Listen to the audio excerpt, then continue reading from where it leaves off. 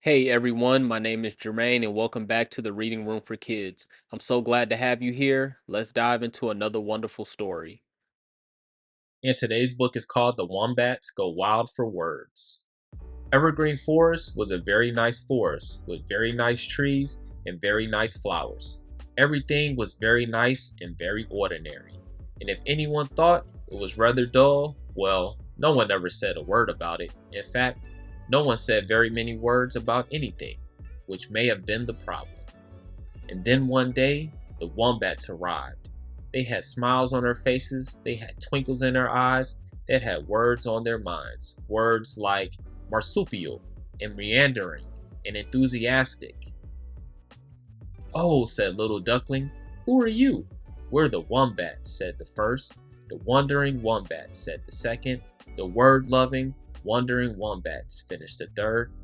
"You love words?" asked the duckling. "Why?" "Why?" repeated the wombats. "Because words are essential, magnificent, transformative." And with those wonderful words singing through the air, the wombats waddled off. They passed a prickle of porcupines who said these words: "Hot, thirsty, water." The wombats shook their head. "Try sweltering," one said. "Try perch," said another.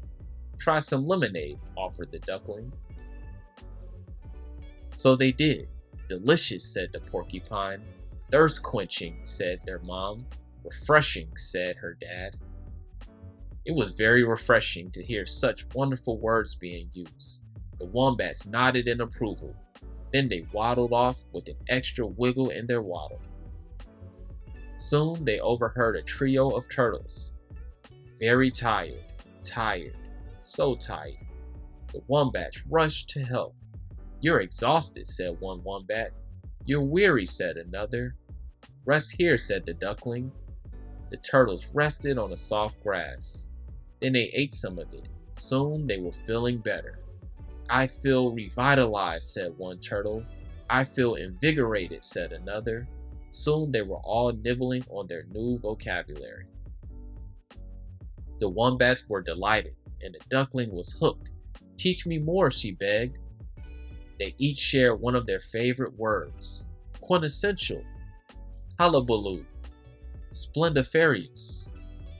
The duckling gathered up these words and many, many more. She couldn't wait to wow her family. She also hoped to wow the wombats. "Follow me," she said. But when she found her family, they were hungry. Very hungry, super hungry. The duckling wasn't discouraged, not in the least. "Try peckish or famished," she offered. "Try ravenous." The wombats were wild, but her family was confused. "Raven what?" "Ravenous," the duckling repeated. "Try these words. You won't believe how they'll make you feel." So they did. "I feel optimistic," Papa Duck laughed. "I feel rejuvenated," Mama Duck marveled. "I'm still hungry," Darcy Duck said. The Duck family invited the wombats to the Evergreen Forest summer picnic, where they discovered that the flowers were no longer nice. They were exquisite and fragrant.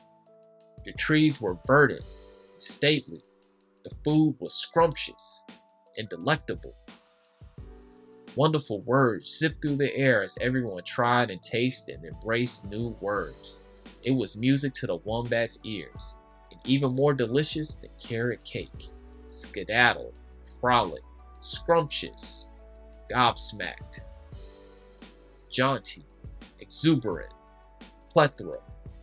The little ducklings couldn't stop gathering up words, nouns, and verbs, and adjective after adjective.